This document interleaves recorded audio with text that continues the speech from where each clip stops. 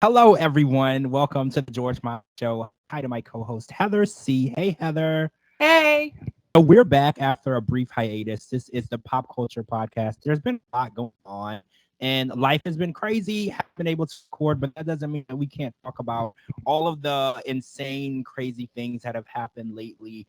Um, Kind of a lot of eye-opening, jaw-dropping news. So I want to start off episode 5 here of the podcast with the loss of Matthew Perry, right? I don't know if there's any Friends fans out there. I think everyone is a Friends fan. What a weird thing to say, but I watched it growing up. I don't know anyone who really didn't get into Friends, and it was just huge. And it was oh yeah, Heather C said she didn't really get into it, which is kind of crazy to It me. it's weird because I don't say I never watched it. I think I've seen like a few episodes, but I was obsessed with the people, if that makes any sense. Like I loved the concept, I loved the actors. I loved like even the memorabilia, but like when it came down to sitting down and watching the show, I don't know. I don't know. That's It's so weird. weird. It might have been over, I don't want to say over my head for the time, but maybe just like where I was at in my life, it was maybe like not where I was at. So it didn't grasp my attention. So the world is mourning the loss of Matthew Perry, and it's very shocking. We all know that Matthew had his struggles, but Yeah. we thought that he was on the other side of it. And again, we can't speculate what happened. Don't know. A lot of people have so many. When something horrible and tragic happens, there's all of these conspiracy theories of what people assume happened. Like, oh, this isn't something that happened naturally. At some point, we have to just kind of sit back and mourn the loss and stop getting into these well, what happened, who done it. And I saw the police were investigating this as a robbery was the last thing I saw. And there's just all of different things, but there was no drugs at the scene of the crime, at the scene of the incident, and the autopsy said that his drugs of choice were not in his system. So I can't imagine what his it's like, because both of his parents are still alive. So they lost him on Friday. They buried him, and the family and the cast and his friends were all. And I can't imagine the turmoil and pain that they're going through. Yeah, we know him from TV, but we don't know him as a person. We didn't have that friendship and that bond that he built with all these people.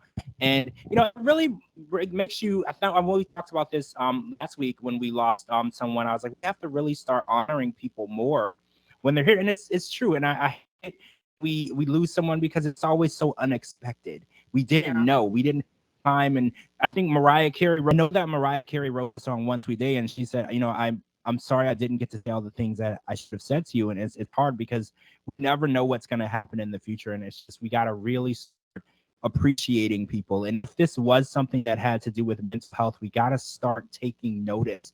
We are losing people. And I don't know what was going on with Matthew. We don't know. And we may never know, depending I'm on the way this.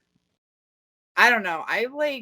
I'm always big on like the conspiracy theories, and I'm almost wondering if it could have been like potential like S word. It's triggering for a lot of people, so I won't say it, but maybe unaliving himself. um Only because I guess I haven't read his book, but apparently like lately he kept using a lot of terms with like Batman in it. Yeah. But he would say Matman. And like I want to say somewhere it said like if you can't find me or if I'm not here, whatever, something Batman. And like his last like several posts all said like, oh, night on the town, Matman, or in my jacuzzi, and it all had something to do with it.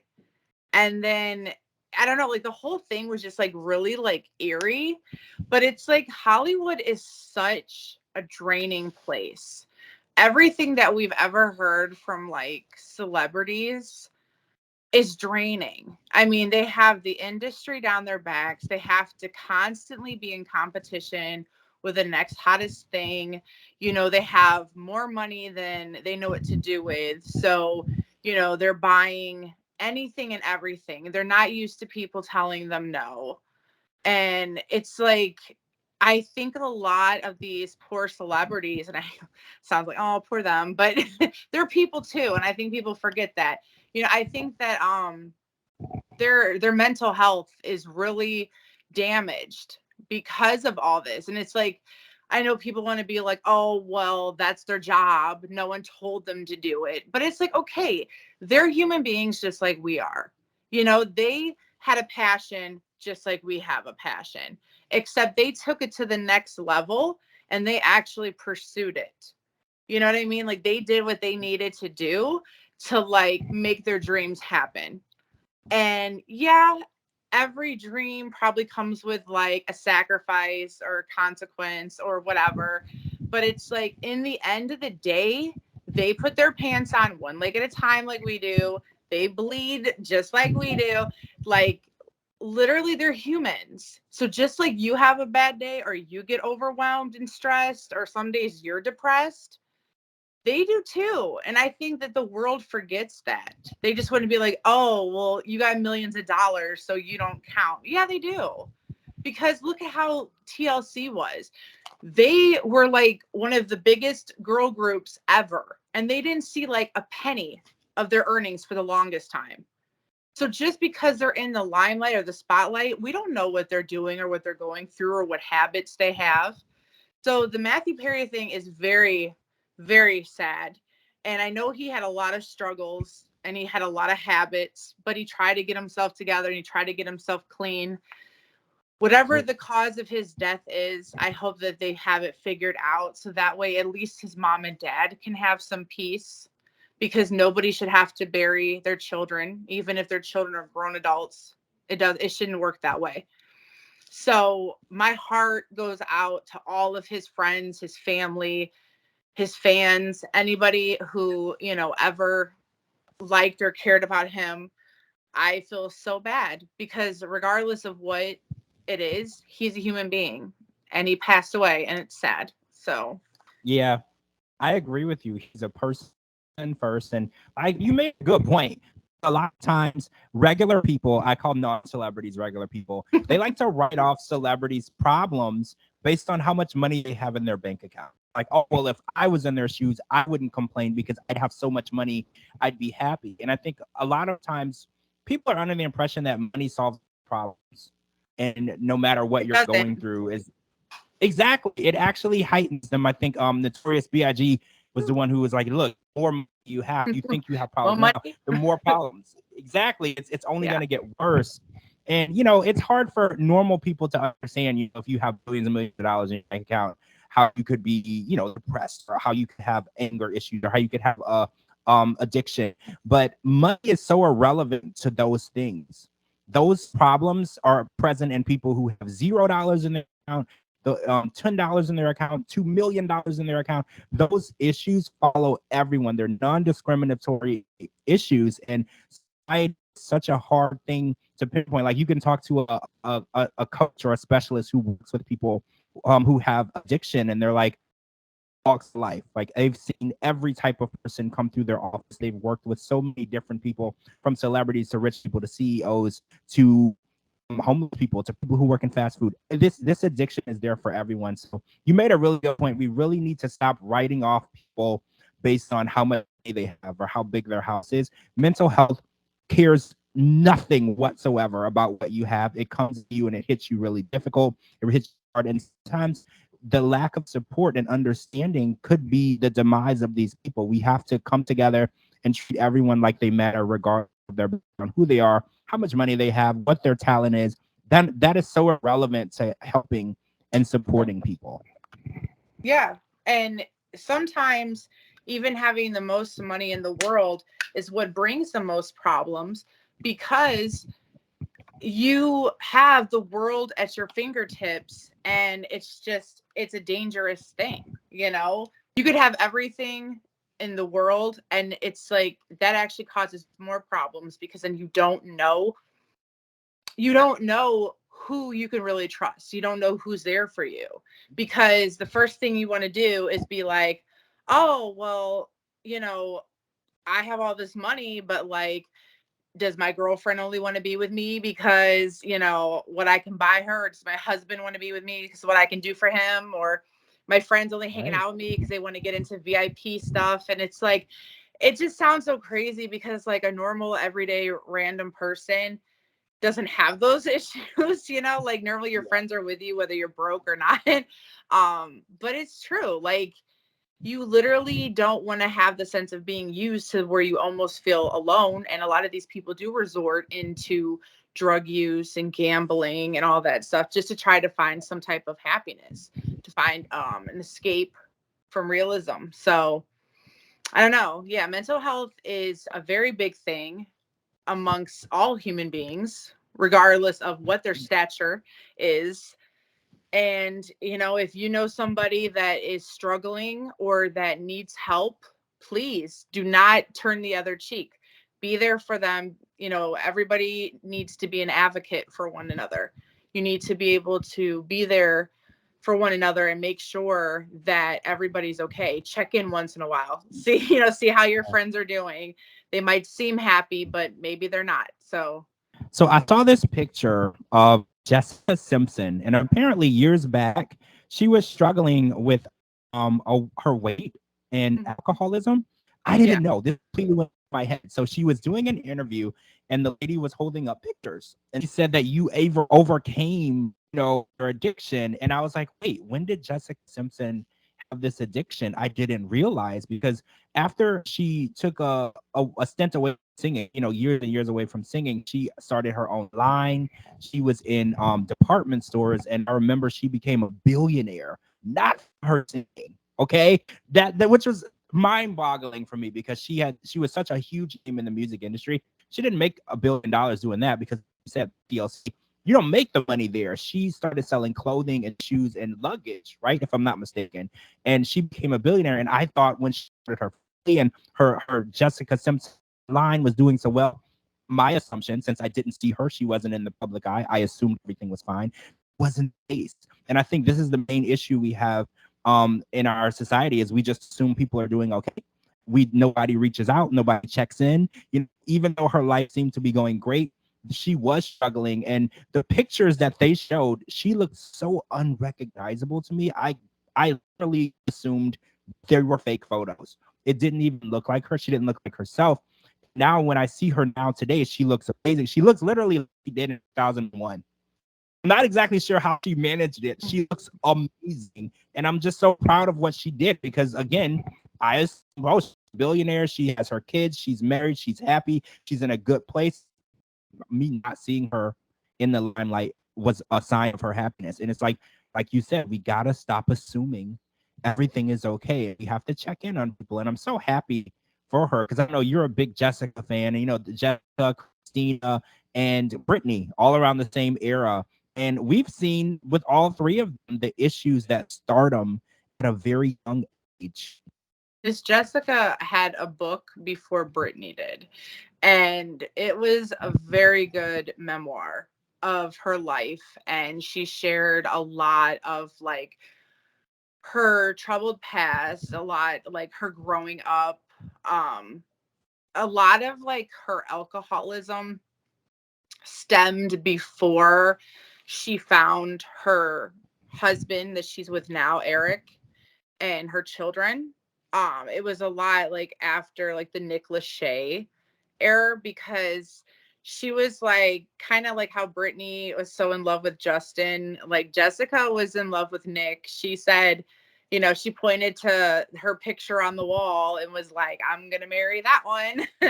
And if only it was that easy. I had tons of posters on my wall, but I guess selective hearing, I guess. But she she went through a lot, and I guess Nick wasn't always the nicest to her, and she got wrapped up. She got wrapped up in drinking, trying to like soothe herself. And she got a lot of criticism because her weight fluctuated, she would gain weight, especially during like her pregnancy. She gained a lot of weight. And I think that's the most disgusting thing ever, that people could actually have the audacity to come for women on their appearance, period, but their appearance when they're pregnant. That is what kills me.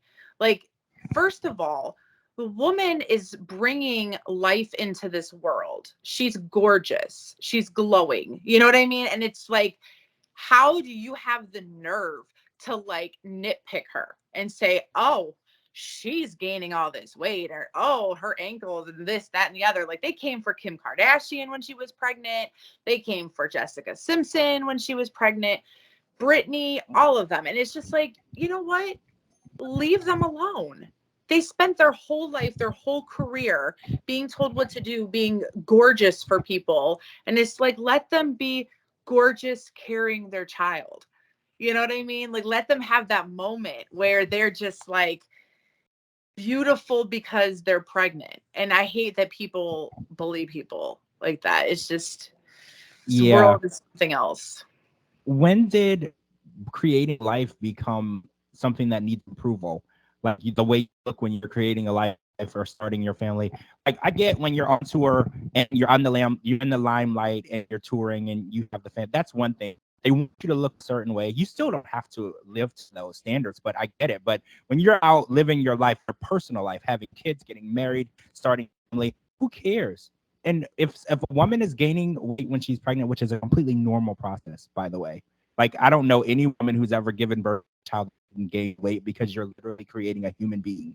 That human being is going to weigh more because it's not you, it's another person. So I don't know what the crazy psychotic mind of people to think that a woman can get pregnant, create another human being, and have it, and then look the exact same the entire time. What kind of sick person even assumes that? Right? Like, lay off people. Oh my gosh, I have to bring this up. So I know you're a Paris Hilton fan. Paris Hilton, as long as I remember, you've always loved her. That's hot, right? She's hot. She's hot. So we know that she has a son. I believe his name is Phoenix. And she has not been posting Phoenix a lot. She's been very secretive with her son. I fully agree. Keep him away from the madness. So she posted a picture of her son, a great picture, her and her son. And there were people on the internet who actually had the audacity to comment on this baby's appearance. I remember talking to you about it, and I was like, oh my gosh, I just saw a picture of Phoenix. And, Paris had to make a video or whatever, or asking people to stop talking about the shape of his head or the size of his. And I was like, are you serious? Are we really in a society where people are bullying children, infants? I can't even imagine why we live in a society where people are under the assumption that you can comment on a child's appearance to its mother. Right? Like, I can't even imagine. And the fact that she had to even make a post and ask people, like, stop saying these things. He's fine. He's healthy. Just, what in the world? How would you feel? To say you posted a picture of your child and you're part of this, the child that you've waited your whole life to have, and then people are saying these things. How would you even feel? I think I would have handled it. I probably would have handled it worse than Paris. Like, I feel like she tries to be very elegant, which, I'm glad for her. But as a mom, you have the excuse to like let out your inner ghetto, because you do not need to like take that type of nonsense from people.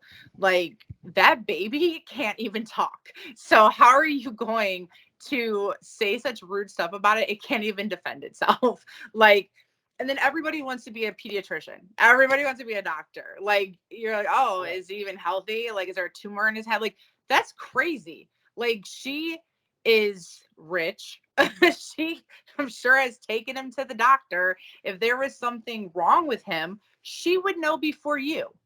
So whatever happened to, you don't have anything nice to say, don't say it at all. Or keep scrolling if you don't like it. Like, I thought it was so sweet that she posted a mother-son photo of him. And just to show that she isn't ashamed and she's stood her ground, she continued to post pictures with him, especially through Halloween. They had little like costumes and stuff together and everything. And it was so cute. And even her husband got in on it too. And I'm so like happy for Paris that she is a mother. I know that that's all that she really wanted for the longest time.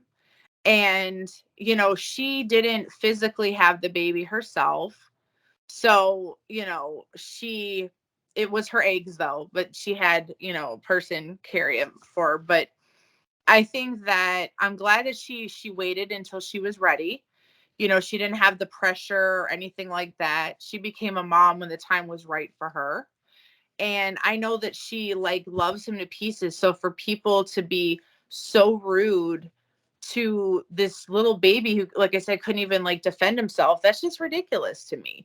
And she seems like the nicest celebrity like in the world.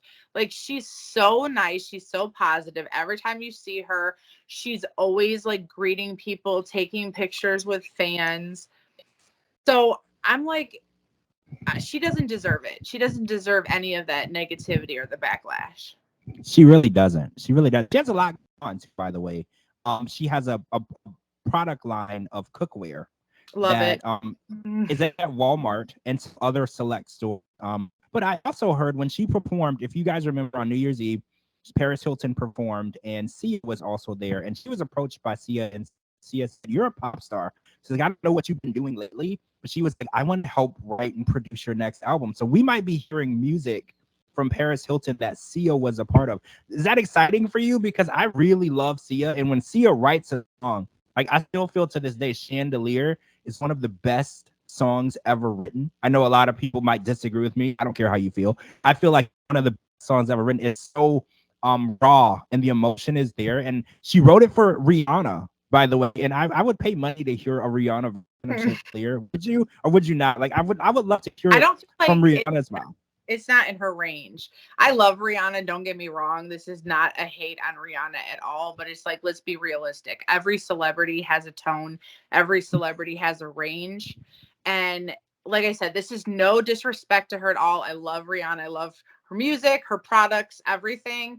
But just like Britney, you know, Britney is my queen, but like Britney is not doing Chandelier either. Like everybody has their range, and it's not. Maybe Christina Aguilera, she's got the range, you know, or Jessica Simpson, you know, she wanted to take a wing at it, you know, she could probably do it. But yeah, they made a So good. how do you feel about some Sia written Paris Hilton songs? Because you know, Paris is a DJ, a traveling DJ, right? But she hasn't taken on singing. She did perform. Everybody was happy to see it on New Year's Eve. Everybody was really happy to see her perform, and we brought back a lot of nostalgia. We remember when she used to be on the radio, and she really does truly enjoy singing. Are you excited with the idea of a new Paris Hilton album? Do you think you would go see her on tour? Like, how do you feel? She has some new music that she did put out. She redid The Stars Are Blind, and she had Kim Petras in it with her.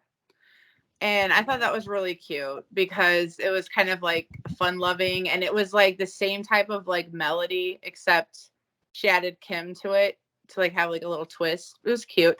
And she also, fun fact, not a lot of people knew this, but she did a collaboration with Taco Bell. And we know that Taco Bell never keeps their products for long periods of time.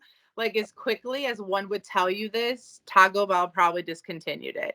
So they had like, it was like some type of like fiery burrito or something, like um nacho cheese fire hot, I don't know, it was they're very short-lived.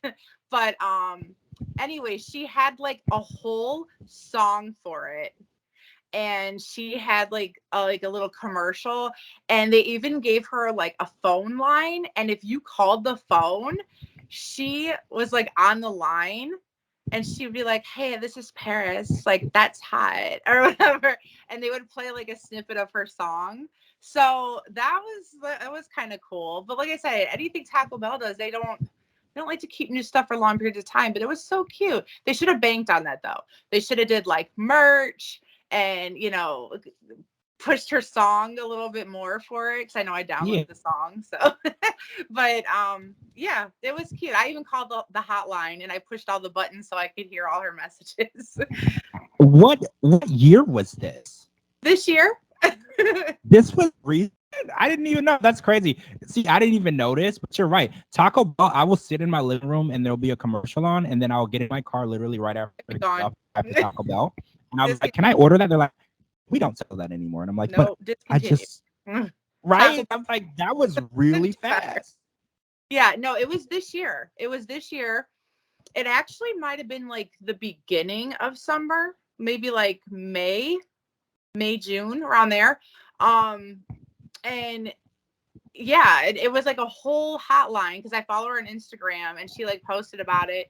And she was like, oh yeah, dial the, the Taco Bell hotline or whatever and hear like exclusive stuff. So I was like, yes, I'm doing it. So I called and like each button was like Paris talking and she had like little messages and stuff and a snippet of the song. And it was like 2 burritos or something, like the fiery hot. I want to say it had their, you know how like they put like those little like chips in it?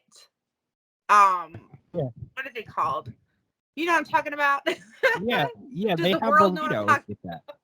Yeah, and I think kind of like how the fiery hot Cheetos type of thing, like that type of burrito line. And I don't know, because I actually went to Taco Bell to buy one, and nothing. They didn't even bank on the wrapper. Like there was no wrapper, no cup, no nothing that said Paris Hilton. Like when McDonald's does the celebrity meals, which they haven't done in a hot minute. Yeah, they should have did that. They should have did Paris Hilton. It would have been awesome. I mean, I feel like Paris is back. It's interesting because a lot of times they say when you become a mom, your career gets harder to keep up with. But I feel like she's been a mom. Paris has been more in the spotlight. You feel like that? I feel like she's so much more. Oh, look, Paris Hilton. See, this is my point exactly. I feel like her becoming a mom is like a superpower. Like now she's making music again. C is approaching her. She's got a product line. Apparently, she had a whole meal at Taco Bell that I didn't know. Like I feel like when she started her family, that was her career kind of symbolically starting again. She has taken a break from the limelight. She's always been there. She's always been around, but I feel like now is her time. Now that she's ready to make new music, she has a massive singer-songwriter producer behind her. There's people who would give anything to have Sia even notice that they exist, right? You know what I love? I just have to say this. Her line is so affordable. It is so affordable for everyday moms that work a regular job that just want to have cute stuff. And like, I'm not even like a person that is in the kitchen. I don't like cooking. I don't like anything like that. But I was like, if I don't own a pink frying pan, what is life? And I had to get one. And they were so reasonable. They retail for $19.97 because Walmart has those weird numbers. And then I don't know if everybody has like a Ross store here in Florida. They do. Ohio has them. You can actually find it there. That is a find. They're $14.99 there. And the tumbler cup is so cute. It's kind of like a Stanley dupe for all the girls who know. It keeps your drinks insulated and it's half the cost of Stanley. So cute.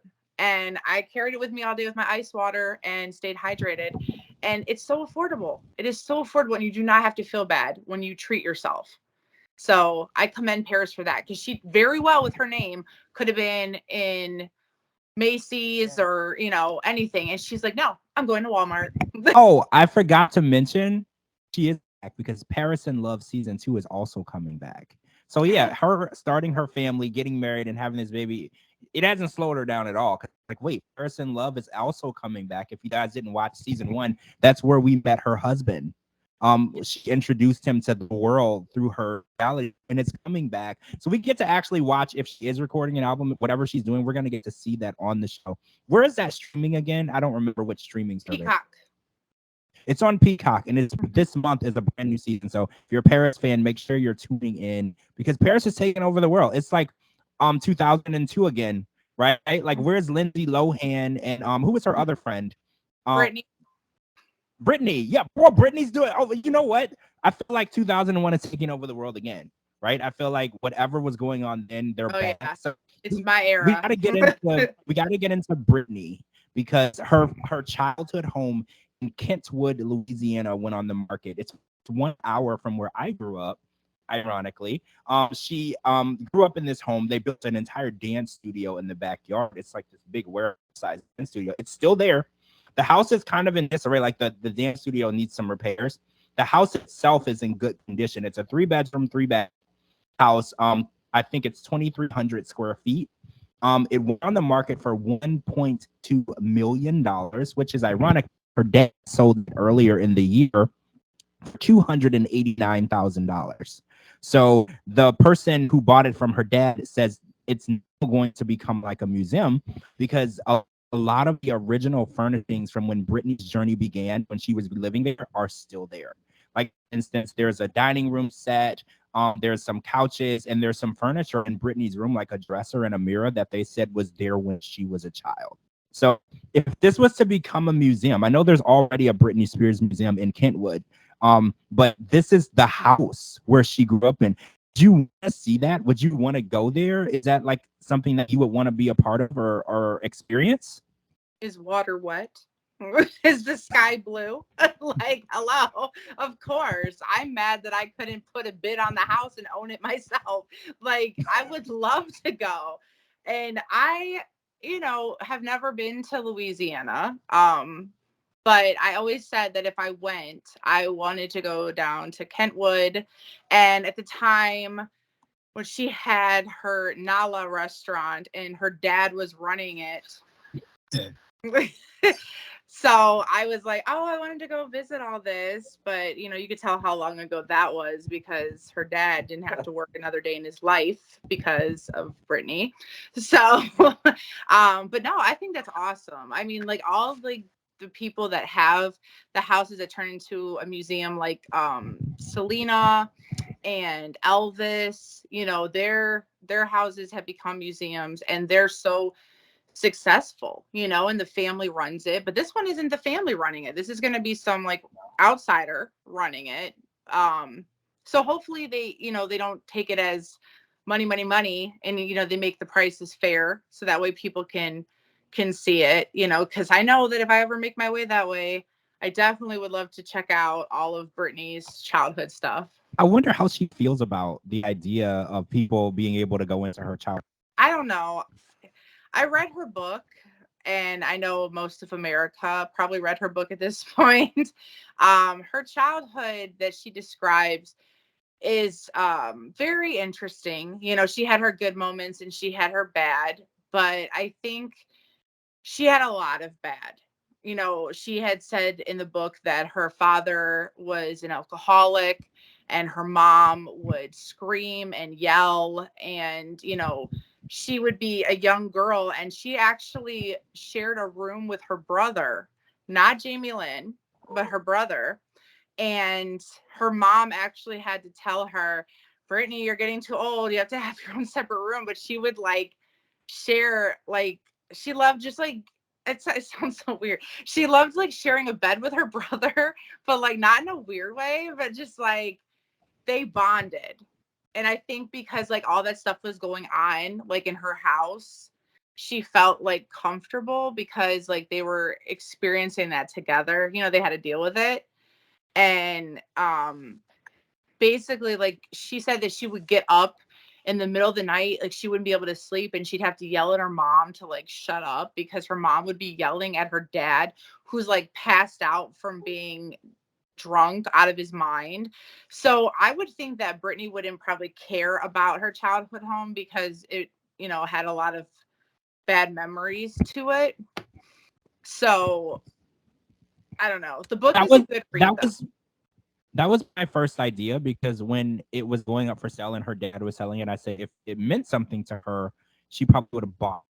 Because like a lot of times when something like that happens in your family, like when my grandparents passed away, the family took the house. They didn't want anyone to sell it. Like, we want to keep this in the family. So when that happened, and I know somebody would have told her, right? She's a Britney. Somebody said, hey, your childhood home is up market. If it meant something, I feel like she would have said, I'm going to grab it and keep that in the family. So when you say those memories happened in that house, I understand why she wouldn't want to hold on to something like that. And I wonder if she's ever really been back there, and how many years it's been, because a lot of times that traumatic location can be such a trigger for you. So I wonder, because I know the house has been in the family for quite a while, but no one is living in it. So it makes you wonder, like, does she ever even want to step foot back in there? Because it's going to bring her back to a time in her life where, she didn't feel comfortable, she didn't feel happy, and I think a lot of times people misconstrue relationships. Like, I was really, really close with my sister. Like, I want to live with my sister. She's older than me. I didn't want to live with my mom. I wanted to live with my sister. We did everything together. My sister would go in the car to do anything. I would jump in the car with her. Like, I was attached to hip. So I think a lot of people misconstrue relationships. I think Brittany and her brother just had a strong bond, and she felt comfortable and safe with her brother. There was nothing weird about it. Because I grew up in Louisiana, and you just take to certain people in your family, and then you have a rough upbringing and environment, people who make you feel safe, make you feel comfortable, you cling on to that because you just don't know where else to go, and family is important. So you told that you finished reading the book. So there's so much. I wanted to ask you a specific question because Christina Aguilera was asked if Brittany brought her up in the book, how would she feel? Did she bring up Christina Aguilera? Because that's been a burnt question. Because a lot of people felt they didn't really get along when they were both at their peaks. And in your opinion, is that true? So let's just jump into that. So do you think Brittany and Christina were really pinned against each other, or do you feel like that was just what people wanted to believe? Okay, first question answered. She did mention Christina, but it was minimal. When she mentioned Christina, she had mentioned the era where Christina was doing her Stripped album, and she was touring briefly with Justin Timberlake, and they did like a co-headlining tour, Justified Strip Tour. And she was saying, like, she was describing basically like the cover of the magazine that they were on. But a lot of it was more towards Justin than Christina, because there was rumors at the time of that Justin was talking to Christina. So it makes people wonder if that's the girl that Brittany was referring to when she had said that she didn't want to expose the girl because she's married with kids now. So they're like, oh, I wonder if it's Christina. But she would just say, like, basically like what you said, like people were always trying to like pin them against each other or whatever. So like if she did mention Christina, it wasn't like in depth. Like she never like went through any moments. Like she never said like, oh, this one time we were on the Mickey Mouse Club, we went to the mall together. Like it was nothing like that. Like it was just very slim. Might have been her name like here and there. But it wasn't anything bad. Cause like reading the whole book, I'm having a hard time referring back to anything to tell you that she said about her. Like I feel like if it was good or juicy, you know what I mean? Like, because everybody was shocked when she was at the 2000s VMAs and her and Christina presented together. And I want to say they presented Eminem with an award. It was really controversial because everybody knew that Eminem would dog all of them. And they're like, oh my God, like, that's so crazy. Are they going to like beat him up because, whatever. And then they hate each other and they were holding hands. They walked out together. So she didn't even mention that. Like, she didn't even mention that at all. So yeah, no, she didn't really touch bases on Christina that much. And wait, what else did you ask about Christina? Well, I was curious to know if they really didn't get along. I think you kind of answered that, and if she touched on it in the book. Do you think it's interesting that there were some people Brittany chose to name by name and the things that they did to her, and then there were some people she chose to say, "Well, this did happen, but I don't want to discuss that." How do you feel about the idea that she wanted to expose certain things about her life? Because when you read the book, you said that she would skip major events because you just said that she didn't talk about her and Christina presenting and the Eminem situation, and the songs that he wrote making fun of them, all these issues. She left a lot of things out. Do you feel like there's going to be another book? Like, how do you feel? Because there's a lot of other. Brittany is what, 41 years old, I believe. And she's been a celebrity since she was 15, 16. There's so much. You couldn't possibly fit it all in the book. So how do you feel? Do you feel like she has more story to tell? Or do you feel like this was just the truth she wanted out there? Everything else is private. Okay. So this is my honest opinion. Now, I've loved Britney since the beginning of time. And I know, like, when you mention me, I'm a fan of a lot of people. It seems like if they are all in the same boat, I'm probably a fan of theirs. But everybody who knows me knows that Britney is top tier in my life. So I love her, and I was really excited to read her book. I really was, because I followed the Free Britney movement. You know, I knew about the conservatorship.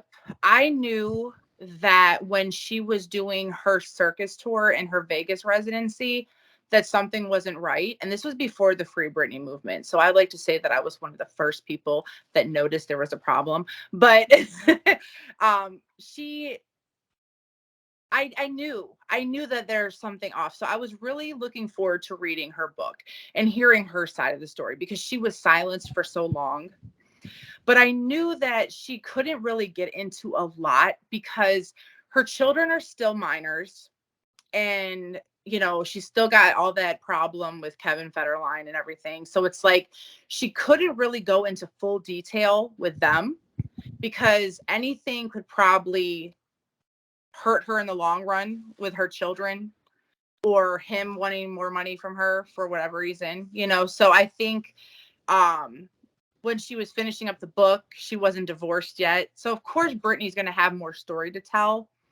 But here's my thing about it. The first thing I said when I closed the book was, wow, that's not what I thought it was. And I was left with so many questions. And I say that because anybody who, even if you're not like a true Britney fan, you're just kind of like, oh, I like her, I respect her, I like her music, or you watch TikTok, you watch the videos, you follow anything about her, you hear all these stories. There's so many things that people have said that she had not went into detail about. She mentioned the conservatorship. She mentioned that she felt like a prisoner, and you know, she wasn't able to do stuff. She said she lost her passion. She lost not wanting to make music because, you know, her dad became so ugly and controlling. He had the nerve to say to her, I'm Britney Spears. She's like, I'm not even myself anymore. My dad is trying to be me. Like, that's crazy. And she went into all that. You know, she had mentioned that you know, the doctors would come, and you know, she got evaluated, she got medication. Like, she mentioned all that. And then she mentioned a lot of in detail of her relationship with Justin. She mentioned her abortion, and she had mentioned all the stuff that she had went through, and she even said that Justin cheated multiple times. She cheated, you know, her whole feelings on all that. But there was other things, like she skipped timelines. Like, she would mention her album. She said that her Blackout album was like her biggest album that she had. I don't know the number statistics on all of it. I know that Give Me More was really popular, but I don't know if I would say that's her biggest album. Unless Is she's that talking the about album? Is that the album with Toxic on it? Or a different no, album? that's In the Zone. I remember In the Zone doing really, really well. Well, yeah, she even talked about meeting Madonna and doing the Me Against the Music together. Basically, she talked about all that, but she skipped over a lot of her albums. Like, she talked about Blackout. She didn't talk about Baby One More Time. She didn't talk about Oops, I Did It Again. She didn't even talk about the Britney album. She did say that when she was doing the music video for Overprotective, while she was in her dressing room waiting to come back to set, she had gotten a text message from Justin saying, it's over. And she was devastated. And her director came in and was like, oh, okay, Britney, we're ready, you know, whatever. and she literally couldn't say anything. She had a flip phone because this was like, 2001. And she held up her phone to him and was like, and he was like, oh, okay, well, I guess we're done or whatever. Unless, you want to go out there and show him like what he's missing. And she went out there, and if you've seen the video, if not, go on YouTube and watch Overprotective, the Dark Child remix video. She looked amazing. Amazing. And, you wouldn't even known that she had went through a breakup. Like during that, like she looked gorgeous.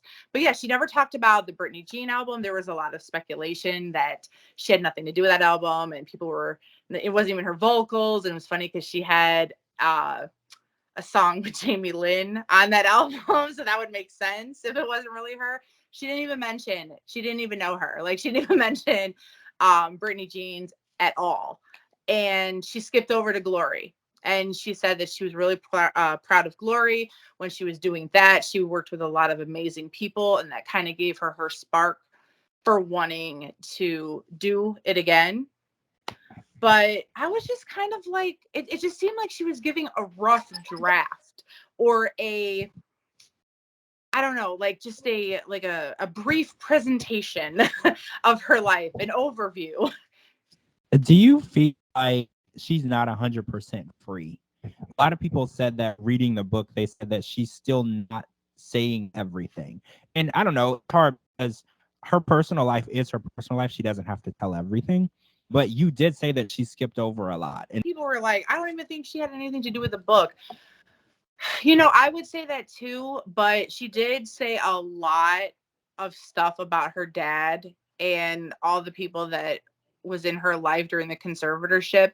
And I felt like I don't think they would have mentioned all that.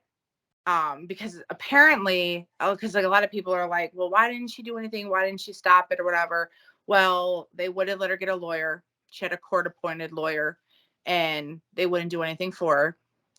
And her dad tapped her phone. He was listening to her conversations. He was monitoring her text messages. So any text messages she had between her and her children, her and her boyfriend, her dad seen it all. All her people saw it. They literally had her on like surveillance, and she was living like a prisoner. She really was. Like, she was not lying.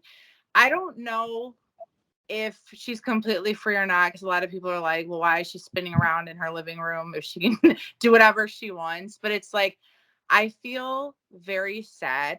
I feel like Britney has endured so much hurt and trauma that she doesn't know how to deal with all of it. And there's a lot of damage. And she could be free, but what do they say? The damage is probably done. Misdiagnosed, was on drugs. And people have said that she was never on drugs. She drank alcohol, but she was never an alcoholic. She smoked cigarettes, but she did not do drugs. She tried to take supplements, vitamin supplements, but her dad pulled the plug on those and made her go to rehab for them. Yeah, and she did take, I want to say, I don't know why I want to say Adderall, but I don't think that's right. She was taking a medicine for her like depression, anxiety, or whatever, and she stopped taking that, and then they were putting her on like lithium and everything. And her grandmother, Jean, was put on lithium and was locked up against her will, and she unalived herself. So it was almost like, wow. And then Jean was her dad's mother. So yeah, there's a lot. There was a lot unfolding. So I think Britney probably is free, but she's traumatized, and she doesn't know who she could trust, because when your own family is harming you, who do you have to trust? Yeah, that's true. And it's crazy how we now know what was going on, and no one is gonna have to pay any consequences for what she went through. I think that's what's scary to me. Like tapping her phone and the way that she was controlled, I feel like there should be some sort of investigation and somebody should be held accountable, because there's a conservatorship where you're caring for the person, and then there's controlling the person and making them a prisoner. And that's what she went through. And it's crazy to me how, regardless of the situation, no one is stepping in and, hey, this was illegal. What they were doing to her is illegal. No one is going to have to pay for anything. And I feel like her justice was the book, right? Like the only way that she's going to get any justice from what people did to her and got away with it was the book. And this was her way of making it right. And I feel like this was unfortunately the only avenue that she was able to exercise. In my opinion, if a judge was to go through and look at everything that happened to her and what she went through, there's has to be something illegal going on. You cannot steal someone's money. You cannot control someone. You cannot have them held against their will. Like that's kidnapping. And it's just it's hard, because I know the conservatorship was created to help protect people, people who can't make decisions for themselves and who can't take care of themselves. But the way that it would be used, I think we need to reanalyze the laws around conservatorship, because you shouldn't be able to take advantage. And purpose of a conservator be to help them, give them the support that they need, not take advantage of them, and not control their life and make them a prisoner in their own home. And this is a very eye-opening experience, to say the least. I feel like what she went through, we need to be making strides to make sure that this doesn't happen to other people. And I get, it was created for a reason. It was there to help people, but when it's not helping people, we have to evaluate. Exactly, because she's a human being and she lost out on a lot of her life dealing with being a prisoner, where she couldn't even have her own money, her own car. She was paying for everybody. And part of her breakdown was because she wasn't able to see her children. And, she went through all that drama with Justin and everything. And she grew up in the public eye, and people were scrutinizing her and calling her all types of names. And, she would get interviewed and she would be asked questions about her body and whether or not she was a virgin. And Justin would get asked questions like, when are you putting out your next album? And it's just like, it's not fair. She's an artist just like he is. Like, you should be able to ask her the same type of questions. Whose business is it who she's sleeping with, if she slept with anybody, what she's done with her body? Like, it's just crazy how women are treated in the industry and in the world. It's not fair. You know what? This is a good point. I've said a million times, why is it that a male rapper can go on stage in a long full to the floor fur coat, a hoodie, a hat, a jacket, jeans, shoes, a necklace, a chain, whatever, but when a female rapper goes on stage, you expect her to be in bra and panties, and the bra and panties are barely covering anything. Like, I need to understand why we can't respect the talent of women, and their appearance has nothing to do with their talent. And I 100% stand behind women who they don't adhere to these ridiculous standards of, oh, you have to walk out half dressed for people to listen to you sing. I stand by women who never, but for some reason, a man can go out and perform in a trench coat. Everybody will still love him, buy his album, go to his or we Drake all the time. Drake goes out, he wears a big coat, he wears a hoodie, a beanie cap, whatever he wants, whatever he's comfortable in, that's what he's gonna wear. But for some reason, if a woman takes the stage, she's supposed to be a sex object from the moment she walks out on the stage to the moment the song is over. And are we even listening to her? Are we listening or are we watching? It's like I need to understand why we can't respect female talent. There's such amazing female talent out there, but it's being foreshadowed by sexualizing them. Like, can a woman go out there, put a mic on a mic stand, and let's hear her sing? Why is it about what she's wearing, who she's dating? Did she sleep with this person? Is she a record? What is any of that matters? Rappers have kids with 15 different women. We don't ask them about that in interviews. You are so right. But if a woman happened to date one celebrity, break up with them, and is dating another celebrity, the entire interview is now about her dating life. Yeah. Why is that? And it's not just with these. musicians. It's everybody. It's female athletes. Look at the WNBA. True. Look how they're treated versus the NBA. You know, nobody wants to go see the girls play. Why not? They're capable of playing. What about the girls' soccer team? They were getting paid less than the men's soccer team. Yeah. It's period. It's so not fair how women are treated when there's so many things that women can do and are good at it. And it's just... And you have to even understand this. Women are late to the party because in the beginning of time, they didn't let women do anything. Women have always been equally talented as men. They didn't have the right to do it. And now that I don't want to say we because I had nothing to do with it. Now that they're allowing women to do whatever they want, express themselves and play sports and whatever, it's like they're late to the party and they're still better. Okay, like women are songwriters, they're singers, they can play sports. We've seen WNBA players who can dunk on an NBA player. Okay, like let's just be realistic. Women started late and they're still better. And like, why can't we just respect the fact that they are talented? They can do the same exact thing, and we make it equal. Like you said, there are women who are playing in the NBA who have part-time jobs. Why? Because we're paying a male NBA player more money than he could ever spend in his lifetime in a year. Why are we doing this, and why is it acceptable? And who is letting these rules apply to men only and women to struggle? Because even though they're doing the same job, they're doing the same thing, they're selling the same amount of tickets, and it goes for singers too. I think Taylor Swift became a millionaire recently, and I was really impressed with that because Taylor Swift came from, you know, she started out from very humble beginnings. I think she was 15 years old and got signed, and she put out her music, and it was very slow starting. Like, she put out her first album, she didn't blow up. You know, some people put out an album and later they're on a stadium tour. She worked her way up. She became a billionaire, and I think that that's very impressive because she's so nice and caring and understanding. She did $50,000 bonuses to the truck drivers on her tour because she was like, well, all of this equipment and all of this stuff that I take to all these cities would never get there without you. And she's just such a good example of how women do something, be so amazing at it, and still think about other people. Because let's be honest, a lot of male artists are on tour and they're not doing anything extra for their crew.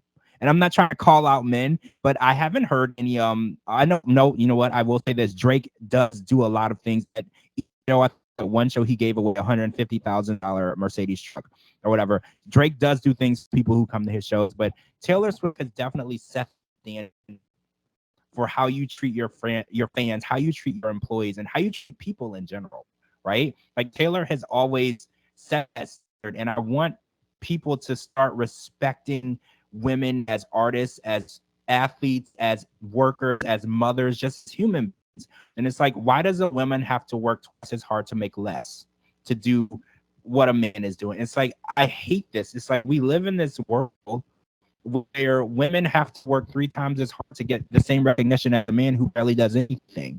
It's just outrageous. And I hate that we even are talking about this in 2023 because we have a female vice president. Like, I thought we were making strides to correct these horrible standards that were set. And I don't know if we are or not. Like, I don't know if we're making any strides at all. Like, we're making tiny steps, and we need to be making leaps and jumps and moving mountains at this point. And you know what? We've been watching all of this go down, and I think Britney is a good example of the fact that she had to have an abortion and did it because we at that time couldn't accept a woman making choices for her body. Like, we need to learn that women are fully capable of making their own choices. They are talented, they're smart, they can do anything that is right for them. They can make that decision. And I guarantee you the people who are making decisions in her life are men. And I hate that. I hate the fact that she had to suffer at the hand of a man who would never even understand. You don't understand what she went through. They had to come to her house and perform an abortion on her. So that room, her house, I don't know how long she lived there, but every time she went into that room, she had to go and relive that horrific moment because they had to keep it a secret. No one could have known that she did this, and she didn't do anything wrong. You know, if she really wanted to have that process, nothing was wrong there, but they made her feel like she was doing something, which is even worse. I feel like that's even worse. They made her feel like she did something wrong and forced her to do that wrong thing. Because that's Brit probably would have had that baby and raised it and continued her career. But some man thought that that wasn't the right direction for her. It's a man's world. That's what they say. Well, we got to make sure that I think Taylor is making sure that this is becoming a woman's world. And I think Olivia Rodrigo is following in his footsteps. Women are doing it. And they're doing it big. They're making a huge impact. They are, I think, those two, Taylor's sold completely, Beyonce's tour sold out completely, Olivia Rodrigo's tour sold out completely. I think they are setting the standard. They're making people understand and realize, look, have been sleeping on women. Women are making this industry go around. Women, like, let's be honest, Mariah Carey, the queen of Christmas, she's put out so much more music than just Christmas music, right? Like, the amount of contribution that she's put into the music industry is more than a lifetime, right? More than a lifetime of music. You can go and put in her name in any social media, any streaming app. Mariah Carey has contributed so much. And what's even more impressive about her, she writes her own music. She doesn't let anybody tell her what to sing. She doesn't let anybody control her. She wears what she wants. And I think I've always thought that she was so outspoken, and a lot of people are like, oh, well, she's a diva. And I was like, well, there's a difference between being a diva and just being yourself. And I think Mariah Carey from the beginning has always been herself. And a lot of people don't understand, when you're strong and you're telling men what you want to do and they're arguing with you, you have to be strong. You know, because she started out in the 90s, right? I believe it was 90s, where I'm pretty sure everybody put in charge of putting her music out was a man, right? And I feel like she had to fight tooth and nail to become she is today. And I'm just glad that she was able to do that, because to this day, she's still the same New York girl, right? Who put out that music, and she says the words that she wrote down, and she connects with her fans, not just at Christmas, but any time of the year. She's a strong one as well. So let's hope that the world will eventually get better and women will get the recognition they deserve. Absolutely. We got to catch up. All right. So we're going to end this episode 5 of Pop Culture Podcast. Thank you so much to my co-host. We're going to come back next week. There's some other topics I want to talk about, like Kanye West's son. He likes to flip off the paparazzi. So we're going to talk about that, because a lot of people are saying, oh, no, we'll talk about that. There's a lot with that as well. And, you know, there's some stuff going on with the Kardashian show as well I want to get in. So thank you so much for joining us. Make sure you check in with us next week as well. If you didn't know, the Family Shine final chapter is premiering this week. So if you want to see what happened with the details of the divorce, it got ugly, guys. So make sure you're watching that. We're going to talk about it as well next week. Thank you guys so much, and we'll talk to you all really soon. Thanks so much, Heather. Bye. Thank you.